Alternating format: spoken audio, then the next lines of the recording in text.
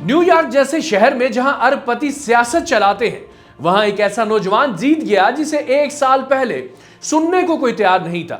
کیسے ایک مسلم امیدوار نے 26 ارب پتیوں کے $22 ملین جلا کر راکھ کر دیے؟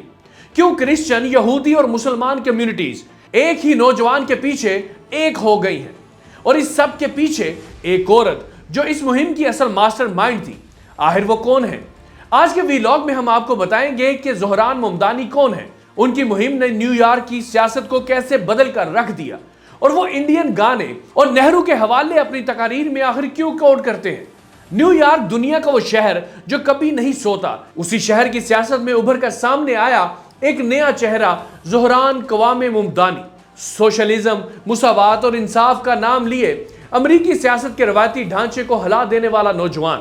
18 اکتوبر 1991 کو یوگانڈا کے شہر کمپالا میں پیدا ہونے والا یہ لڑکا ایک غیر معمولی پس منظر رکھتا ہے۔ باپ محمود ممدانی دنیا کے بڑے فلاسفرز میں شمار ہوتے ہیں۔ ماں میرا نائر ہالی ووڈ کی وہ فلم ساز جس کی فلمیں آج یونیورسٹیوں میں پڑھائی جاتی ہیں۔ مزے کی بات یہ ہے کہ یہ بچپن میں ہی نیو یارک منتقل ہو گئے تھے، جہاں زہران نے نسلی امتیاز، طبقاتی فرق اور امیروں کا غریبوں پر اثر و رسوخ اپنی آنکھوں سے دیکھا۔ سیاست سے کئی سال پہلے زہران نے عملی زندگی میں وہ کام کیا جسے سیاست دان صرف وعدوں میں کرتے ہیں۔ نیو یارک میں بے گھر ہونے والے لوگوں کے لیے ہاؤسنگ کونسلر کے طور پر کام کیا، گھروں سے بے دخلی کے خلاف لڑے، غریبوں کو قانونی مدد دی۔ یہ وہ تجربہ تھا جس نے اسے دوسرے سیاست دانوں سے الگ کر دیا۔ 2020 میں پہلی بار الیکشن لڑا اور اسی الیکشن میں وہ نیو یارک اسمبلی میں انقلابی نوجوان کے طور پر شامل ہو گئے۔ زہران ممدانی خود کو ڈیموکریٹک سوشلسٹ کہتے ہیں۔ ان کا نظریہ بہت واضح ہے، اگر نیو یارک دنیا کا عظیم ترین شہر ہے تو یہاں ہر شہری عزت کے ساتھ رہ سکتا ہے۔ ان کی مہم کے بڑے دعوے مفت پبلک بس سروس، کرایہ کنٹرول، سستی رہائش، معاشی مساوات، عوامی خدمات میں شفافیت، یہ وہ چیزیں تھیں جنہیں عام لوگ برسوں سے چاہتے تھے لیکن سیاست دان نظر انداز کر رہے تھے۔ 2025 میں انہوں نے نیو یارک سٹی میئر کا الیکشن لڑنے کا اعلان کر دیا۔ شروع میں لوگ کہتے تھے یہ لڑکا تو ہار جائے گا، اسے کون سننے والا ہے، لیکن ہوا اس کے برعکس۔ نوجوان، تارکین وطن، محنت کش طبقات، اقلیتیں سب اس لڑکے کے پیچھے کھڑے ہو گئے، یہاں تک کہ مسلمان، کرسچن اور یہودی ووٹرز، تینوں مذہبی کمیونٹیز پہلی بار ایک ہی امیدوار پر جمع ہو گئی۔ کیوں؟ کیونکہ زہران نے اسلاموفوبیا، نسلی امتیاز اور نفرت انگیزی کے مقابلے میں کھل کر آواز اٹھائی۔ یہ کہانی یہاں دلچسپ ہوتی ہے۔ زہران ممدانی کو ہرانے کے لیے 26 ارب پتی میدان میں اترے۔ انہوں نے $22 ملین یعنی تقریباً 240 کروڑ روپے جلا دیے۔ یہ نام کون تھے؟ مائیکل بلومبرگ، بل Ackman Joe Gebbia, Lauder family, Steve Wynn, Daniel Loeb, پوٹنائز، فکس دا سٹی۔ انہوں نے اینی ون اور ڈیفینڈ NYC بٹ ممدانی جیسے گروپس کو فنڈ کیا، لیکن نتیجہ ان کے پیسے کا کوئی فائدہ نہ ہوا۔ کیوں؟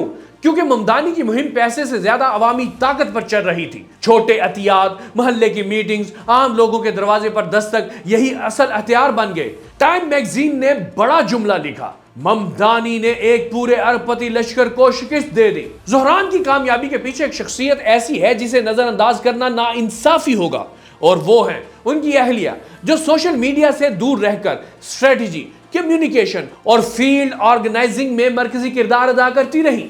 کہا جاتا ہے کہ مہم کے کئی بڑے فیصلے، پالیسی کا switch, on ground network اور کرائسس مینجمنٹ انہی کے ہاتھ میں تھا۔ پہلی بار جب وہ نتیجہ آنے پر سٹیج پر آئیں تب میڈیا کی توجہ کا مرکز بنی۔ لوگوں نے کہا یہ دونوں میاں بیوی ایک ٹیم ہے، ایک سیاسی فرنٹ پر، دوسری ذہنی پلاننگ پر۔ یہ سوال سب پوچھتے ہیں کہ زہران اپنی تقاریر میں انڈین گانے کیوں کوٹ کرتے ہیں یا نہرو کے جملے کیوں لاتے ہیں؟ اس کا جواب بہت سادہ ہے۔